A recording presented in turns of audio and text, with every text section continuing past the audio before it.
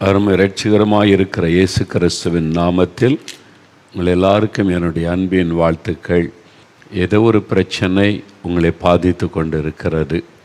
அது வியாதியாக இருக்கலாம், கடன் பிரச்சனையாக இருக்கலாம், பிசாசின் போராட்டமாக இருக்கலாம், ஒரு பாவ போராட்டமாக இருக்கலாம். அது உங்களை பாதிக்கிறது, குடும்பத்தை பாதிக்கிறது, உங்களுடைய மனதை பாதிக்கிறது. என்ன பண்ணுறதுன்னு தெரியல. பணம்லாம் செலவு பண்ணி பார்த்தாச்சுது, பல இடத்துல முயற்சி பண்ணி பார்த்தாச்சுது, ஆனால் எல்லாம் தோல்வி, ஏமாற்றம்.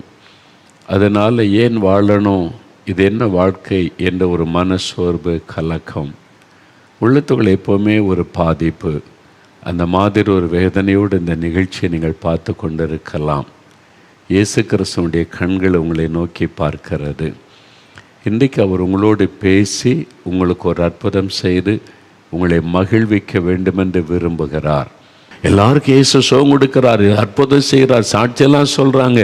எனக்கு சுகம் தருவாரா? நான் பாவியான மனிதன் ஆயிற்றேன், நான் இந்த மாதிரி பாவம் செய்தவள் ஆயிற்றேன், எனக்கு சுகம் தருவாரா அப்படி நினைக்கிறீங்களா? ஆண்டவர் சொல்லுகிறார், எனக்கு சித்தம் உண்டு, நீ சுகமாக இருக்க வேண்டும் என்று விரும்புகிறேன். அவர் உங்களுடைய பாவத்தை மன்னித்து சுகத்தை தருவார். அவர் அக்கிரமங்களை மன்னித்து நோய்களை குணமாக்குவார். அதுக்கு தான் அவருடைய பாவத்தை அறிக்கை செய்து ஜெபிக்கும் போது அவர் உடனே அற்புதம் செய்வதை நீங்கள் பார்க்க முடியும். அவர் உங்களை பார்த்து சொல்லார், என் மகனே, மகளே, நீ சொந்து போகாத, கலங்காத. உலகமே உன்னை புறக்கணிச்சிருந்தாலும் நான் உன்னை நேசிக்கிறேன். உன் குடும்பத்தார் உன்னை புறக்கணித்திருந்தாலும் நான் உன்னை நேசிக்கிறேன். எனக்கு சித்தம் உண்டு என்று ஆண்டவர் உங்களை பார்த்து சொல்லுகிறார். ஆறுதலின் தேவன். காயப்பட்ட அந்த மனுஷனுடைய உள்ளத்தை தேவன் தன் வார்த்தையினால் ஆறுதல் படுத்தி அற்புதம் செய்து மகிழ பண்ணினார், உங்களுக்கு செய்வார். இன்னொரு சம்பவத்தை குறித்து பரிசுத்த லூக்கா எழுதின சுவிசேஷம் 7ஆம் அதிகாரம், லூக்கா 7ஆம் அதிகாரத்தில் ஒரு சம்பவத்தை நீங்கள் வாசிக்க முடியும். 11ஆம் வசனத்தில் என்று வாசித்தால், இயேசு நாயின் என்று சொல்லப்பட்ட ஊருக்கு வருகிறார். அந்த ஊர் இப்பவும் இருக்கிறது. அந்த ஊருக்கு இப்பவும் அதே பெயரில் இருக்கிற நாயின் என்ற பெயர்லேயே இப்பவும் அந்த ஊர் இருக்கிறது. கலிலேயா பகுதியில் இருக்கிறது. நான் அந்த இடத்துக்கு போயிருக்கிறேன். இந்த அற்புதம் நடந்த இடத்துக்கு நான் போயிருக்கிறேன். என்ன அற்புதம் அங்கே நடந்தது? மரித்து போன ஒரு வாலிபனை இயேசு உயிரோடு எழுப்பினார். அந்த அற்புதம் தான் எழுதப்பட்டு இருக்கிறது. அந்த இடத்துல ஒரு அழகான ஆலயம் கட்டப்பட்டு இருக்கிறது. நாங்கள் அங்கே போய் பாட்டு பாடி உட்கார்ந்து ஜெபம் பண்ணி விட்டு வருவது உண்டு. இந்த பகுதியை வாசித்து நாயின் என்ற பெயரில் தான் இப்பவும் அந்த ஊர் இருக்கிறது. அங்கே போன ரொம்ப ஆச்சரியம் என்னென்னா, நாங்கள் அந்த சமயம் போன சமயம் சில ஆண்டுகளுக்கு முன்னால் அங்கே ஒரு இஸ்லாமிய குடும்பத்தார், அவங்ககிட்ட தான் அந்த சர்ச்சு சாவியே இருக்கும். பக்கத்தில் வீட்டில் அவங்க இருக்கிறாங்க, அவங்ககிட்ட தான் சாவி இருக்கு. அவங்க தான் அந்த ஆலயத்தை சுத்தம் பண்ணி பாதுகாத்து வர்றாங்க. ரொம்ப ஆச்சரியமாக நான் கேட்டேன், என்று வழிகாட்டிக்கிட்ட, இவங்க இஸ்லாமிய குடும்பத்தை சார்ந்தவங்க, இந்த ஆலயத்தை இவ்வளோ அழகாக பராமரித்து வர்றாங்க, சாவியெல்லாம் அவங்க தான் வச்சுருக்கிறாங்க, இது எப்படி என்று கேட்டேன். அப்போ அவர் சொன்னார், அந்த இஸ்லாமியர்களுடைய அந்த வேத புஸ்தகமாகிய குரானில் கூட இந்த அற்புதம் எழுதப்பட்டு இருக்கிறது. இயேசு கிறிஸ்து செய்த இந்த அற்புதம் குரான்லையும் எழுதப்பட்டு இருக்கிறது. அதனால் அவங்க இயேசு இந்த அற்புதம் செய்த உடனே அவங்களும் அதை விசுவாசிக்கிறாங்க. அவங்க இந்த ஆலயத்தை பாதுகாத்து வர்றாங்கன்னு சொல்லி. பிரியமானவர்களே, பாருங்கள், இந்த இடத்துல நாயின் என்ற ஊருக்கு இயேசு வருகிறார். அங்கே ஒரு விதவை தாய், அவளுக்கு ஒரே ஒரு மகன். அப்போ கணவரை இழந்து ஒரு மகனோடு கூட வாழ்ந்து கொண்டிருந்த ஒரு விதவை தாய். அந்த ஒரே ஆதரவு அந்த மகன்தான். அந்த ஒரே மகன்தான் அந்த தாய்க்கு ஒரு ஆதரவு. அதை நினைத்து அவங்க தன்னை ஆறுதல் படுத்தி கொண்டு மகனுக்காக வாழணும்னு வாழ்ந்து கொண்டு இருந்திருக்க வேண்டும். அவனும் திடீரென்று மரித்து விட்டான். மகன் மரித்த உடனே இந்த விதவை தாயினுடைய உள்ளம் நொறுங்கி போனது. இனிமேல் எனக்கு யார் இருக்கிறாங்க? நான் கணவரை இழந்துட்டேன், ஒரே ஒரு மகன், அவன்தான் எனக்கு ஆறுதல் என்று அவனோடு வாழ்ந்தேன், அவனும் இறந்துட்டான், அனாதையாக்கப்பட்டு விட்டேன். இனி நான் எப்படி வாழ்வது இந்த உலகத்தில்? ஒரு பெரிய மனவேதனை, பல கேள்விகள் அவருடைய உள்ளத்தில், ஒரு பெரிய வேதனை. அந்த அடக்க ஆராதனைக்கு அவனை கொண்டு போகிறாங்க அடக்கம் பண்ணுவதற்கு. ஊரே திரண்டு வந்திருக்கும். ஏன்னு சொன்னால் ஒரு விதவை பாவம் ஒரே மகனை பறி கொடுத்துட்டாங்க. பெருங்கூட்டமாய் ஊரார் பின்னால் போகிறாங்க. சப ஊர்வலம் அவனை அடக்கம் பண்ண கொண்டு போகிறாங்க. இப்போ இயேசு எதிர்த்தாப்பில் வருகிறார் தன் சீஷரோடு. இந்த 2 ஊர்வலமும் சந்திக்கிறாரு. இயேசு பார்க்கிறார், அந்த விதவை அழுது கொண்டே வர்றாங்க, கண்ணீர் வடித்து கொண்டே. என்னெல்லாம் சொல்லி அழுதுருப்பாங்க யோசித்து பாருங்க. இனிமேல் எனக்கு யார் இருக்கா, நான் ஏன் வாழணும், கணவரையும் இழந்துட்டேன், ஒரே ஆதரவாக இந்த மகனே இழந்துட்டேன் என்று அழுகிறாங்க. சத்தமிட்டு அழுது கொண்டே வந்திருப்பாங்க. ஊராரெலாம் அவங்க கூட வந்திருப்பாங்க. யாரும் ஆறுதல் படுத்தினதா தெரியல. அழாத, நாங்கள் இருக்கோம், நாங்கள்லாம் இருக்கிறோம்ல, உன்னை கவனித்து கொள்ளுவோம், அது மாதிரி ஆறுதல் சொல்ல யார் முன்னே வருவாங்க யோசித்து பாருங்கள். ஏதாவது சொல்லிட்டா இவங்களை நம்ம தான் பராமரிக்க வேண்டியது வரும்னு சொல்லியே சொல்ல மாட்டாங்க. அந்த மாதிரி ஒரு சூழ்நிலையில் இயேசு அவளை, அந்த விதவை தாயை பார்க்கிறார். வேதம் சொல்லுகிறது 13ஆம் வசனம், ஆண்டு சொல்ல, அழாதே மகளே அழாதே, நீ அழுதா என்னால் தாங்கிக் கொள்ள முடியல. ஒரு விதவையின் கண்ணீர் இயேசுடைய இருதயத்தை உடைத்தது. அதனால் மனதுருகினார். ஐயோ, ஒரு விதவை கண்ணீர் வடிக்கிறாங்களே. ஆண்டு சொல்றார், ஸ்திரியே நீ அழாதே இந்த ஆறுதல் சொல்லுகிறார். அவர் ஆறுதல் படுத்துகிற ஒரு தேவன். ஒருவேளை இந்த ஊர் மக்கள் ஆறுதல் சொல்லி இருப்பாங்க, சொந்தக்காரங்க, உறவினர்கள், பக்கத்து வீடு, எதிர் வீட்டில் இருந்திருப்பாங்க. யாருடைய வார்த்தையும் ஆறுதல் படுத்தி இருக்க முடியாது. இப்போ இயேசு போய் நிற்கிறார், வித்தியாசமாக இருக்கிறார். இவருடைய முகம் பிரகாசமாக இருக்குது. இவர் அவரை பற்றி சொல்லியிருப்பாங்க, இவர் தான் இயேசு, இவர் தான் இயேசு, மனிதர்களை சந்தித்து கொண்டு இருக்கிற தெய்வம் என்பதாக சொல்லியிருப்பாங்க. அவரே சொல்றார், நீ அழாதேன்னு சொல்லி. வெறும் வார்த்தையில் சொல்லிட்டு நிறுத்தி விடவில்லை. இப்போ இயேசு மரித்து போன அந்த மகனோடு பேசுக, வாலிபனே எழுந்திரு என்று இயேசு சொன்னார். ஒரே ஒரு வார்த்தை சொன்னார், அவ்வளோதான். அந்த வாலிபன் உயிர் பெற்று எழுந்தான். அந்த தாயினிடத்தில் மகனை கொடுத்தான். அவருடைய துக்கம் சந்தோஷமாய் மாறினது. அவருடைய கண்ணீர் ஆனந்த கண்ணீராய் மாறினது. அதுதான் இயேசு. இன்றைக்கு நீங்கள் ஏதோ ஒரு இழப்பின் நிமித்தம் கண்ணீர் வடித்து கொண்டிருக்கலாம். உங்கள் கணவரை இழந்திருக்கலாம், மனைவி இழந்திருக்கலாம், பிள்ளைகளை இழந்திருக்கலாம், கூட பிறந்தவங்களை இழந்திருக்கலாம். யாரோ ஒருவரை மரணத்தில் இழந்ததுனால காயப்பட்ட உள்ளத்தோட பல கேள்விகளோடு கலங்கி கொண்டிருக்கலாம். ஆண்டவர் இயேசு உங்களை சந்திக்கிறார். ஆறுதலின் தேவன், உங்களுடைய காயப்பட்ட உள்ளத்தை ஆறுதல் படுத்துகிற தேவன். அவர் உங்களை சந்தித்து கொண்டு அழாதே மகளே என்று உங்களை பார்த்து சொல்லுகிறார். குழந்தை இல்லைன்னு நிந்திக்கிறாங்க, பரிகசிக்கிறாங்க. நான் என்ன பண்ணுறது, எவ்வளோ முயற்சி பண்ணுகிறோம், ஆஸ்பத்திரிக்கு செலவெல்லாம் பண்ணி பார்க்குறோம், இல்லையே நாங்கள் என்ன செய்வது, உலகம் காயப்படுத்தலாம். இயேசு சொல்லுகிறார், நீ அழாதே மகளே என்று ஆண்டவர் சொல்லுகிறார். உன்னுடைய கண்ணீரை பார்த்து மனதுருகுகிற ஆண்டவர், பரிதபிக்கிற ஒரு ஆண்டவர். அவர் ஆறுதலான ஒரு வார்த்தை சொல்லுகிறார். எனக்கு அன்பானவர்களே, வெறும் வார்த்தையிலோடு நின்று விடவில்லை. அவருடைய கண்ணீரை துடைக்க இயேசு ஒரு அற்புதம் செய்தார். நீங்கள் என்ன செய்தால் உங்களுடைய கண்ணீர் மாறும் என்று இயேசுவுக்கு தெரியும். என்ன செய்தால் இந்த மகளுடைய கண்ணீர் மாறும் என்று இயேசு அறிந்து தான் மகனை உயிரோடு கூட எழுப்பி கொடுத்தார். அதே மாதிரி யோவான் 11ஆம் அதிகாரத்தில் மாத்தாளும் மரியாளும் அழுகிறாங்க. ஒரே சகோதரன், அவங்களுக்கு தாய் தகப்பன் இருந்ததாக பார்க்கல. தாய் தகப்பனை இழந்து ஒரே ஒரு சகோதரன் தான் அந்த சகோதரிமார்களுக்கு ஆதரவு. அவன் இறந்து விட்டான், அடக்கம் பண்ணி ஆகிவிட்டது. அழுகிறாங்க, கண்ணீர் வடிக்கிறாங்க, இன்னும் யார் இருக்கிறார்கள் என்று. இயேசு அவளுக்கு எப்படி ஆறுதல் சொன்னார் தெரியுமா? அவர் கண்ணீர் விட்டார். ஆவியில் கலங்கி, என் பிள்ளைகள் அழுகிறார்களேன்னு அவர் கண்ணீர் விட்டார். தன்னுடைய கண்ணீரின் மூலம் அவளுக்கு ஆறுதல் சொன்னார்.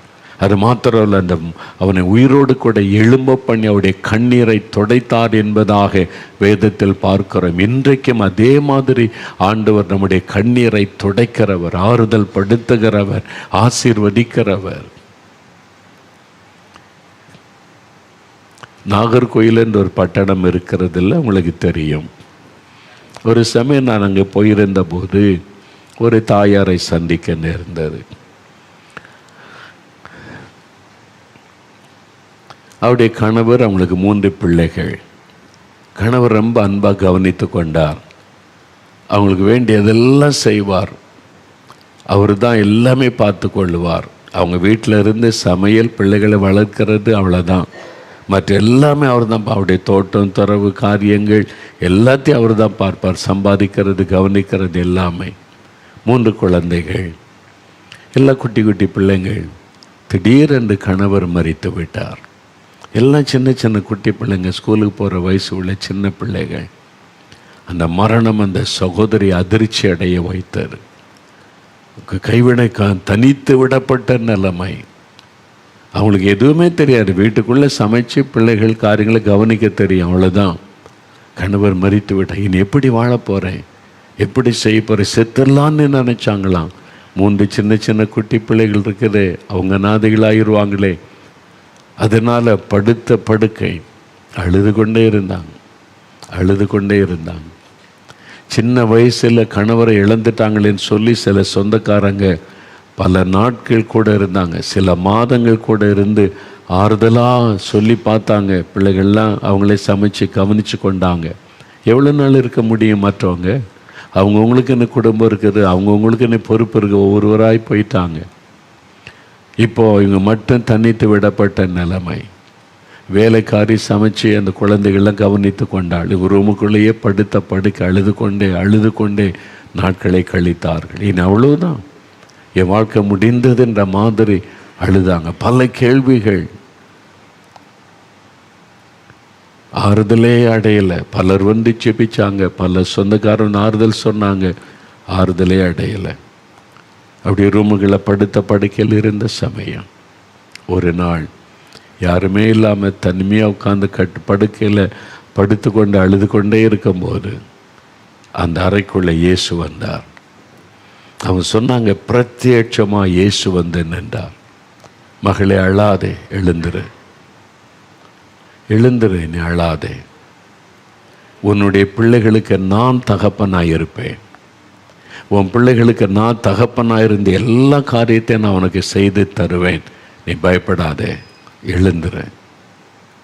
ஒரே ஒரு வார்த்தை, இயேசு சொன்ன ஆறுதலான அந்த வார்த்தை அவருடைய உள்ளத்தில் இந்த காயங்களை மாற்றினது, பயத்தை மாற்றினது, அந்த வேதனையை மாற்றினது. உடனே எழும்பினாங்க. எனக்கு இயேசு இருக்கிறார், பார்த்து கொள்வார் என்று தன்னுடைய வீட்டு காரியத்தெல்லாம் கவனிக்க ஆரம்பித்தாங்க. அவங்க சொன்னாங்க, சின்ன சின்ன குட்டி பிள்ளைகளாக என் கணவர் மரித்து போனார் விட்டு. இன்றைக்கி என் பிள்ளைங்க குடும்பமாயிட்டாங்க. ஒரு மகன் அமெரிக்காவில் குடும்பமாக இருக்கிறான், ஒரு மகன் இங்கிலாந்தில் குடும்பமாக இருக்கிறான், ஒரு மகள் இந்த தேசத்தில். எல்லாரையும் கர்த்தர் ஆசீர்வதித்து உயர்த்தி வைத்திருக்கிறார். அந்த தாயார் என்று சொல்லும்போது சொன்னாங்க, என் கணவர் உயிரோடு இருந்திருந்தால் கூட என் பிள்ளைகளுக்கு இப்படி வாழ்க்கையை அமைத்து கொடுத்திருக்கவே முடியாது. இயேசு ஒவ்வொரு காரியத்திலும் எனக்கு உதவி செய்தார். எனக்கு யாருமே இல்லையே, என் கணவரை இழந்துட்டேனே, தனித்து விடப்பட்டேனேன் என்று ஒரு நாளும் நினைக்க விடவில்லை. அவர் கூட இருந்து நடத்தினார் அந்த இயேசு. அவர் சொல்றார், மகளே நீ அழாதே, ஸ்திரியே நீ அழாதே, நான் இருக்கிற உனக்கு என்று சொல்லுகிறார். ஆறுதல் படுத்துகிற தேவன், சகலவிதமான ஆறுதலின் தேவன். ஒருவேளை குழந்தை இல்லை, நீ நிந்தையின் நிமித்தம் ஆறுதலத்தை தவிக்கிறீங்களா? ஆண்டவர் நிந்தையை மாற்றும்படி ஒரு அற்புதம் செய்வார். உங்களுடைய கண்ணீரை துடைக்க ஒரு அற்புதம் செய்வார். அவர் சகலவிதமான ஆறுதலின் தேவன். இந்த ஆறுதலை நமக்கு கொடுப்பதற்காக அவர் பாடுகளுக்கு மத்தியிலே கடந்து போனார். இயேசு கிறிஸ்து சிலுவையிலே தன்னை மரிக்க ஒப்பு கொடுத்த பொழுது அவமானப்படுத்தப்பட்டார். பொய்யான குற்றச்சாட்டு சுமத்தப்பட்டது. வாரினால் அடிக்கப்பட்டார். அவருடைய முகத்திலே துப்பப்பட்டார். தலையிலே முள்முடி சூட்டப்பட்டார். கைகளில் ஆணி அடிக்கப்பட்டார். ஒரு நாயை போல் அவரை தெருவில் இழுத்து கொண்டு போனாங்க. ஒரு பக்கம் அழுகிற மக்கள், ஒரு பக்கம் பரிகாசம் பண்ணக்கூடிய அந்த மத தலைவர்கள். அந்த நெருக்கத்துக்கு மத்தியிலே கடந்து போனார். கைவிடப்பட்டவரை போல சிலுவையில் அவர் தொங்கினார். ஏன் தெரியுமா? உங்களுக்காக, உங்களை ஆறுதல் படுத்த அந்த பாடுகளின் வழியாய் அவர் கடந்து போனார். உங்களுடைய வேதனை, நிந்தை, அவமானம், பாடுகள் எல்லாம் அவருக்கு புரியும். என்னால் அவர் அந்த பாடுகள் மத்தியிலே போயிருக்கிறார், அவர் அந்த வேதனைக்கு நடுவிலே போயிருக்கிறார். அதனால தான் சொல்லுகிறார், நான் உன்னை ஆறுதல் படுத்துகிற தேவன் மகனே, நான் உன்னை ஆறுதல் படுத்துகிற தேவன் மகளே, உன் காயங்கள் எனக்கு தெரியும், உன் வேதனை எனக்கு தெரியும், உன் துக்கம் எனக்கு தெரியும், நான் உன்னை ஆறுதல் படுத்தும்படி ஆசீர்வதிக்கிற தேவன் என்று சொல்லுகிறார். நான் அந்த ஆறுதலை நீ அவரிடத்திலிருந்து பெற்றுக்கொள்ள முடியும். அதுக்கு என்ன செய்யணும்? அவரை நோக்கி நீங்கள் வேண்டிக் கொண்டால் போதும், அவருடைய நாமத்தை சொல்லி கூப்பிட்டால் போதும். இப்போ நம்ம ஜெபிக்க போகிறோம். அந்த இயேசுவனிடத்தில் சகலவிதமான ஆறுதலின் தேவனிடத்தில் அவர் இப்போ உங்களை ஆறுதல் படுத்தி கொண்டிருக்கிறார். அவருடைய நாமத்தை சொல்ல சொல்ல உள்ளத்தில் ஒரு ஆறுதல் உண்டாக, காயங்கள் மாறும், பயங்கள் மாறும், அந்த கலக்கங்கள் மாறும். எனக்கும் ஒரு ஆசீர்வாதமான வாழ்க்கை இருக்கிறது, என்னுடைய நிந்தைகளும் மாறும், எனக்கும் ஒரு அற்புதத்தை இயேசு செய்வார், என் தேவைகளையும் சந்திப்பார், என்னையும் குணமாக்குவார் என்ற ஒரு ஆறுதல் விசுவாசம் உள்ளத்தில் வருகிறதல்லவா? அதுதான் தேவ பிரசன்னம் உங்களுக்கு கொண்டு வருகிற ஒரு ஆறுதல். இப்பொழுது அவர் உங்களை தொட்டு கொண்டு இருக்கிறார். உங்களுடைய உள்ளத்தில் ஒரு மாற்றம் வர ஆரம்பித்து விட்டது. காரணம், பரிசுத்த ஆவியாகிய தேற்றரவாளன், ஆறுதல் படுத்துகிற அந்த பரிசுத்த ஆவியானுடைய பிரசன்னம் இப்பொழுது உங்களை சந்தித்து கொண்டு இருக்கிறது. இப்பொழுது உங்களுக்கு அற்புதம் செய்ய போகிறார்.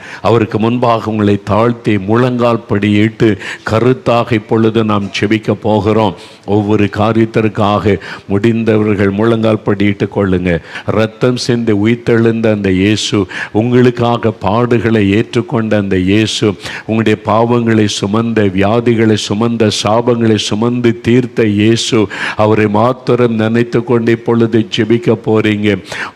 ஒவ்வொரு காரியமாய் ஜெபிக்க போகிற. முதலாவது, இந்த பாவம் என்னை பாதிக்கிறது, இந்த சாபம் என்னை பாதிக்கிறது, இந்த பாவத்தின் நிமித்த மனசாட்சி என்னை குற்றப்படுத்துகிறது, இந்த பாவத்தின் நிமித்தம் மற்றவர்களை அற்பமா பேசுறாங்க, இவன் ஒரு குடிகாரன், இவன் ஒரு துன்மார்க்கன் என்று என் குடும்பத்தார் என்னை ஒதுக்குறாங்க, என் குடும்பமே என்னை பரிகாசமாய் பார்க்கிறது, என்னால் இந்த பாவத்தை விட முடியவில்லை, நிம்மதியாகவும் இருக்க முடியல என்ற வேதனையோடு இருக்கிறவர்களுக்காக முதலாவது ஜெபிக்க போகிறேன்.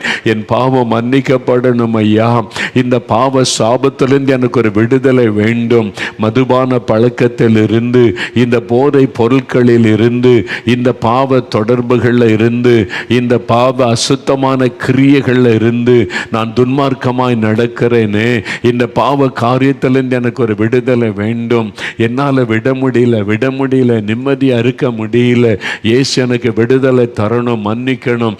அப்படி விரும்புகிறவர்கள் உங்களுடைய இருதயத்தில் வலது கரத்தை வைத்துக் கொள்ளுங்க, இருதயத்தில் வலது கரம் வைத்துக் கொள்ளுங்க. சகோதரனை, இயேசு உங்களை நேசித்து இன்றைக்கு உங்களுடைய பாவத்தில் இந்த விடுதலை கொடுக்க விரும்புகிறார். சகோதரி, உங்களுக்கு விடுதலை கொடுக்க விரும்புகிறார். வாலிப தம்பி, வாலிப மகளே, உன்னோடு தான் ஆண்டவர் பேசுகிறார். நீ பாவி என்று நான் உன்னை புறம்பே தள்ள மாட்டேன், நீ வா மகனே, வா மகளே, நான் உன்னை மன்னித்து உனக்கு புது இருதயம் தருகிறேன் என்று சொல்லுகிறார். இருதயத்திலே வலதுகரம் வைத்து கண்களை மூடி சொல்லுங்க, இயேசுவே மன்னியும், இயேசுவே இறங்கும், இயேசுவே என்னை சுத்திகரியும், இயேசுவே இந்த பாவத்தில் இந்த விடுதலை தாரும், இயேசுவே என் உள்ளத்தில் வாரும், இயேசுவே எனக்கு சமாதானம் தாரும், இயேசப்பா எனக்கு இரக்கம் செய்யுங்க. எல்லாரும் என்னை புறக்கணிக்கிறாங்க, பாவின்னு சொல்றாங்க, துன்மார்க்கன்னு சொல்றாங்க, எல்லாரும் என்னை ஒதுக்குறாங்க, இயேசுவே என் உள்ளத்தில் வாங்க, இயேசுவே, இயேசப்பா எனக்கு இரக்கம் செய்யுங்க. ஜெபம் பண்ணுங்க, ஒரு நிமிடம் ஜெபம் பண்ணுங்க. ஐயா ஜெபம் பண்ணுங்க, அம்மா ஜெபம் பண்ணுங்க, வாலிப தம்பி ஜெபம் பண்ணுங்க, வாலிப மகளே ஜெபம் பண்ணு.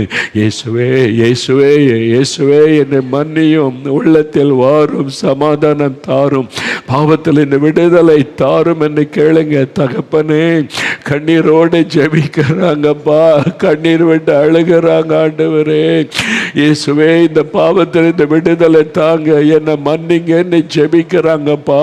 அந்த தகப்பனார் கண்ணீர் வடிக்கிறாரே, அந்த வாலிப தம்பி அழுகிறானே, அந்த வாலிப மகள் அழுது ஜெபிக்கிறாளே, இறக்க செய்யுங்க. இரக்கமுள்ள தகப்பனே, ஆறுதலின் தேவனே, காயப்பட்ட உள்ளத்தோட கூட ஆறுதல் இல்லாம பாதிக்கப்பட்ட உள்ளத்தோட ஜெபிக்கிறாங்களே, இந்த பாவ சாபத்தில் இந்த விடுதலை கொடுங்க. உம்முடைய இரத்தத்தின் வல்லமை அவங்க மேல இறங்கட்டும். உங்க இரத்தத்தின் வல்லமை அவங்களுக்குள்ள இறங்கட்டும். பரிசுத்த ஆவியானுடைய வல்லமை அவங்களை தொடட்டும். விடுதலை இப்பொழுதே உண்டாகட்டும். பாவத்திலிருந்து விடுதலை உண்டாகட்டும். சாபத்திலிருந்து விடுதலை உண்டாகட்டும். விட முடியாமல் தவிக்கிற அந்த பாவ கட்டுகள் அறுக்கப்படட்டும். இயேசு கிறிஸ்துவின் ரத்தம் சகல பாவங்களை நீக்கி சுத்திகரிக்கும் என்ற வார்த்தையின்படி உம்முடைய ரத்தம் உங்களை கழுவி சுத்திகரிக்கட்டும். விடுதலை கொடுக்கட்டும், விடுதலை கொடுக்கட்டும். தகப்பனே நன்றி, நன்றி. உங்களுடைய வல்லமை தொடுகிறதற்காய் நன்றி. உங்களுடைய ரத்தம் அவளை கழுவுகிறதற்காய் ஸ்தோத்திரம். இப்பொழுது விடுதலை உண்டாகி கொண்டிருக்கிற அன்பிற்காக உமக்கு நன்றி, உமக்கு நன்றி, உமக்கு நன்றி. இயேசுவே உமக்கு ஸ்தோத்திரம். வாய் திறந்து சொல்லுங்க, இயேசுவே என் உள்ளத்தில் நீர் வருகிறதற்காய் ஸ்தோத்திரம். இயேசுவே என்னை மன்னிக்கிறதற்காய் ஸ்தோத்திரம். இயேசுவே விடுதலை தருகிறதற்காய் ஸ்தோத்திரம். வாய் திறந்து சொல்லுங்க, இயேசுவே எனக்கு விடுதலை தர்றீங்க ஸ்தோத்திரம். சமாதானம் தருகிறீங்க ஸ்தோத்திரம். என் உள்ளத்தில் நீங்க வருகிறீங்க, அதற்காக உமக்கு ஸ்தோத்திரம். நீங்க ஆண்டவரை துதிக்க துதிக்க அவருடைய பிரசன்னம் உங்களை நிரப்பிக் கொண்டே இருக்கிறாரு. உள்ளத்தில் சமாதானம் நிரப்புகிறது, மகிழ்ச்சி நிரப்புகிறது. இயேசு கிறிஸ்துவுடைய ஆறுதல் உள்ளத்தை நிரப்பிக் கொண்டே இருக்கிறது. ஆண்டவரை இப்பொழுது துதிங்க, துதிங்க, நல்ல துதிங்க.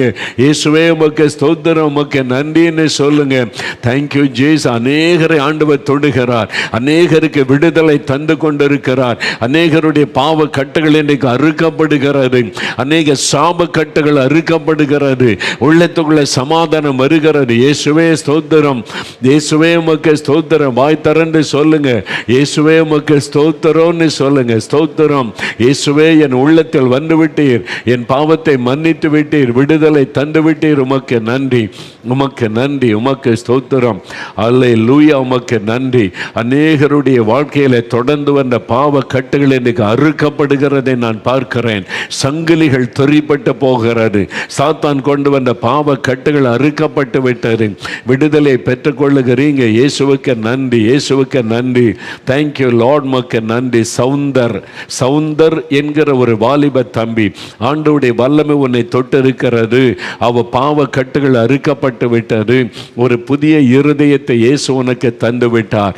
அந்த வியாதி நிமித்தம் உன் சரீரம் பாதிக்கப்பட்டு, நரம்பு மண்டலம் பாதிக்கப்பட்டு எதிர்காலத்தை குறித்து கலங்குகிறாய். இயேசுடைய வல்லமை இந்த நரம்புகளை தொட்டு குணமாக்குகிறது.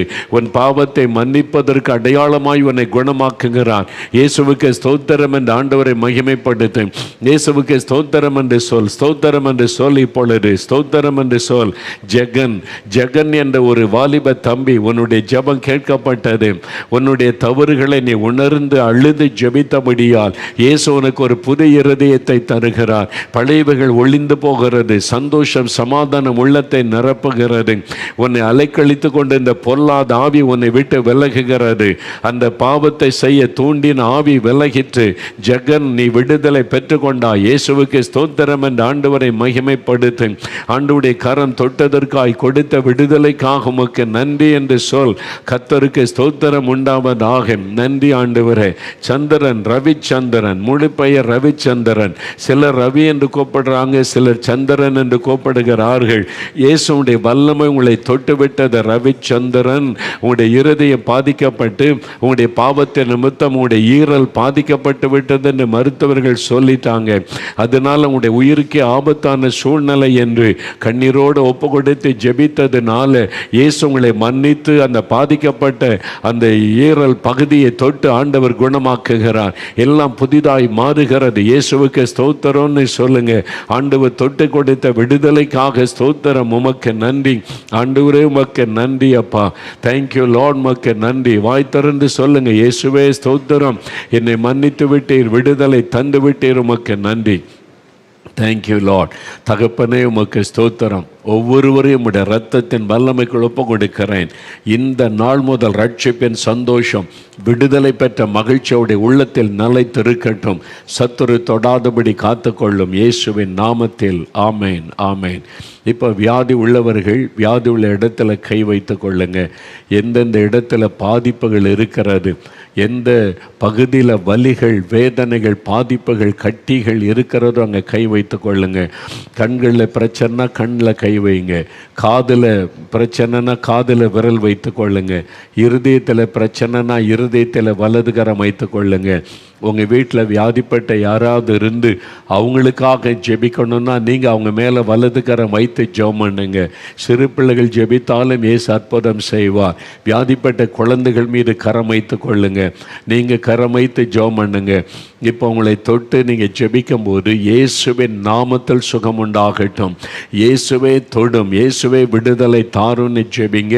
இப்போ இயேசுடைய வல்லமை உங்கள் மேலே இறங்கி கொண்டு இருக்கிறது. இப்பொழுதே சுகமளிக்கிற வல்லமை இறங்கி கொண்டு இருக்கிறதை நான் பார்க்கிறேன். உங்களுடைய வீடுகளுக்குள்ள, உங்களுடைய சரீரத்திற்குள்ள, உங்களுடைய எலும்புகளுக்குள்ள வல்லமை இறங்குகிறது. வாத நோய்கள் இயேசுவின் நாமத்தில் இப்பொழுது விலகுகிறது. இயேசுவே ஸ்தோத்திரம், என்னை தொடுகிறதற்காய் ஸ்தோத்திரம்னு சொல்லுங்க. வாத வியாதிகள் விலகுகிறது, முடக்குவாத நோய் விலகுகிறது, பக்கவாத நோய் இயேசுவின் நாமத்தில் விலகுகிறது. செயலற்ற போன கைகள் இப்பொழுது செயல்பட ஆரம்பிக்கிறது. செயலற்ற போன கால்கள் இயேசுவின் நாமத்தில் செயல்பட ஆரம்பிக்கிறது. எழும்பி நடங்க இயேசுவின் நாமத்தினாலே. நீங்கள் ஏதோ ஒரு பொருளை வைத்து, கம்பை வைத்து அல்லது வாக்கரை வைத்து நடக்கிறவங்க இனி தேவையில்லை. எழும்பி நடங்க இயேசுவின் நாமத்தின்.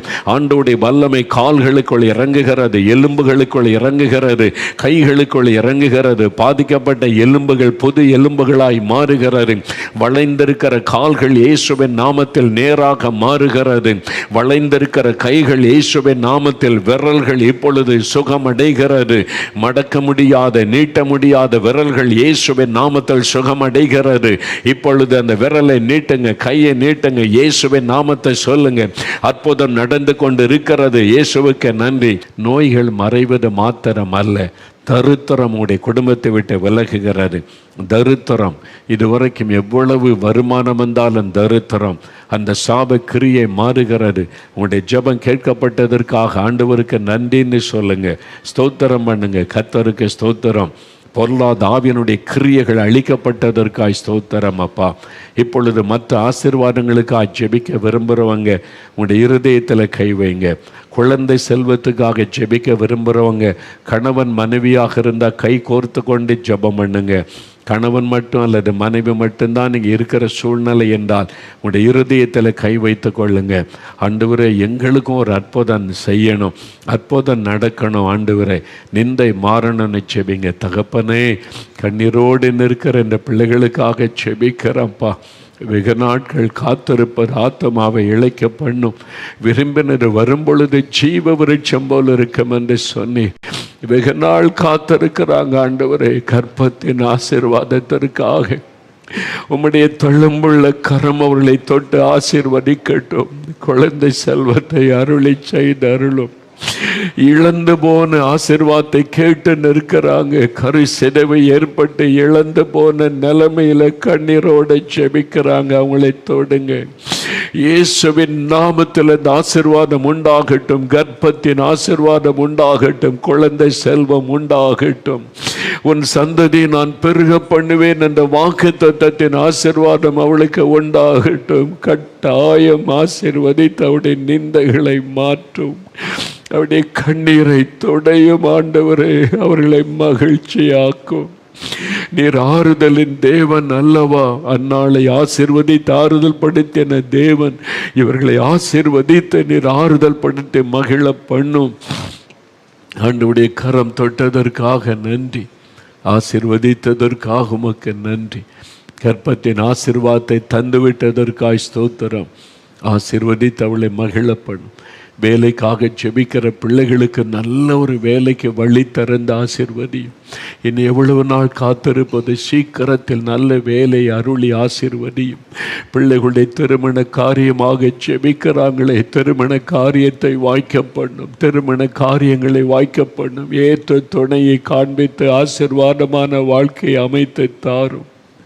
கடன் பிரச்சனை மாறணும், வறுமை நீங்கணும். நீ கண்ணீரோட ஜெபிக்கிறாங்க. இந்த கடன் பிரச்சனையிலிருந்து விடுதலை கொடுங்க.